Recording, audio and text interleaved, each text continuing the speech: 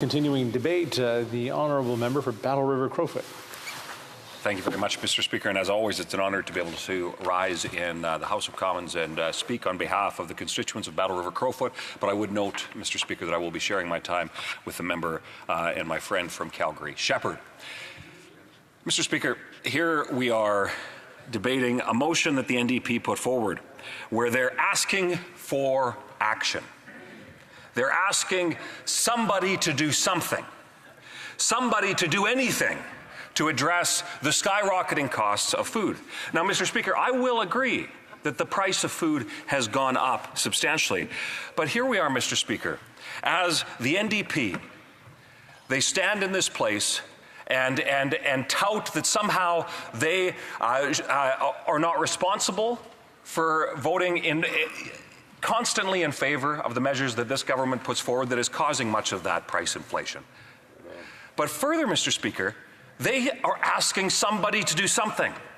They're saying, in fact, it was that member that just spoke, the leader of the fourth party that spoke earlier this afternoon, the party's whip, they're all saying it's time to do something concrete. Well, Mr. Speaker, the tragic irony is that the motion that we are debating today truly does nothing. They accuse the government, it's time to stop asking nicely. They accuse the Conservatives of focusing too much on the fact that taxes are causing an increase to the cost of food. So what does the NDP do? Well, instead of proposing measures that would lower the price of food, they are throwing a temper tantrum. They are shirking the responsibility and the opportunity that they could to actually debate and challenge the government to address some of these things. They are simply saying it's time to stop, stomping their feet and suggesting that it's simply time to stop these prices from going up. When, Mr. Speaker, the tragic irony of that is that it was only yesterday when that previous NDP member and every other left-leaning member of Parliament in this place voted against the common-sense Conservative measure that would have axed all the federal taxes on fuel to give Canadians a fuel tax holiday this summer. That member is as responsible as every member of the government for the increased costs that Canadians are facing when it comes to food. When it comes to not understanding, obviously, and I've heard throughout the debate today, a pure lack of understanding of how, of the most basic economic principles. The most basic economic principles that are driving up the price of things like food. Mr. Speaker, and a lack of understanding. In fact, we hear this from the Finance Minister and Deputy Prime Minister herself. She is celebrating the fact that inflation is now 2.7%, but it's a misnomer because as they celebrate inflation, she says it herself that it's come down. Mr. Speaker, that is misleading in every sense of the word because no costs have come down. What they're celebrating is that prices have increased dramatically. It's just not quite increasing as fast anymore. Mr. Speaker, it is a pure example of the economic incompetence that we see in the Liberal government, their front bench, backed up by a Liberal backbench and the New Democrats here that seem to be unwilling to take into account basic economic principles. So, Mr. Speaker, I am proud to represent a region of Alberta that has a whole host of farmers growing some of the most incredible agricultural products on the planet. In fact, Mr. Speaker, my father, Jay, my uncle Darren, family friend Dale, cousin Granger, they're all in the field today, planting crops, putting in the last of our spring planting season on the family farm, and planting oats today, actually, Mr. Speaker. Here is the reality that farmers face. They're paying the carbon tax. They are subject to the carbon tax, but not just, as it seems, the Liberals and the NDP like to suggest, that it's what they pay the carbon tax on what the fuel is that they put into their vehicles. No, Mr. Speaker, it's much more than that. I want to share a basic economic principle here, and it's that the carbon tax is by design meant to increase the cost of everything to drive consumer change. That is what the carbon tax is. And quite frankly, it was that Prime Minister who refused to admit prior to the 2019 election that it was going to, he said it'd never go above $50. Well, after the 2019 election, all of a sudden it was would never go above $170. And Mr. Speaker, we know that some of their friends in the very same economists that they quote and tout so often are calling for the carbon tax to be raised to over $1,000. Could you believe that, Mr. Speaker?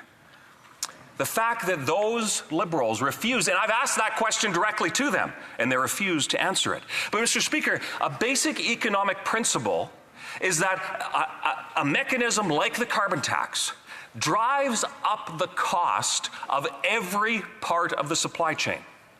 Mr. Speaker, from the farmer that is planting to every aspect of the agricultural operation, then the transportation of the harvested good, the storage of that good, the processing and production of whatever that secondary or tertiary product is, then the further transportation of that to a warehouse or further processing, or to ultimately a store, something like a grocery store, or a warehouse, then to a grocery store, which then is sold to the consumer. And then further, the consumer is having to pay the carbon tax on every part of the process for them to purchase said product. Take a loaf of bread, for example.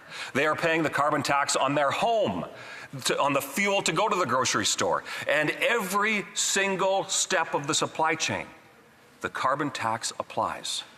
And by design, it is meant to increase costs. Well, Mr. Speaker, they have succeeded in accomplishing that objective. And further, inflation in that process having a significant impact in these increased costs. So, Mr. Speaker, what do we do about it? Well, it is time, and this is what the Leader of the Opposition, the member from Carleton, talks so often about. It is time to empower those within our country, farmers, the producers, those who know how to get the job done. Let's lower costs for them. Let's make sure that we lower costs for every step of the food supply chain. And as a result, Mr. Speaker, we can see the price of groceries go down for Canadians. We can see Canadians save costs directly, and we will see the indirect savings throughout every stage of the supply chain when it comes to food. So instead of what the NDP have done here, they're peacocking today.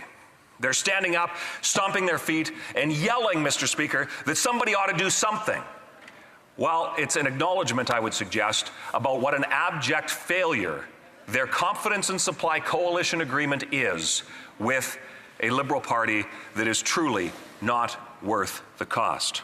Whereas Conservatives have a practical plan to see costs lowered for Canadians. And then further, Mr. Speaker, to make sure that we unleash the potential that exists in the Canadian economy, whether that be energy, whether that be agriculture, whether that be manufacturing. Anything that can be done, I am confident that our country can do it.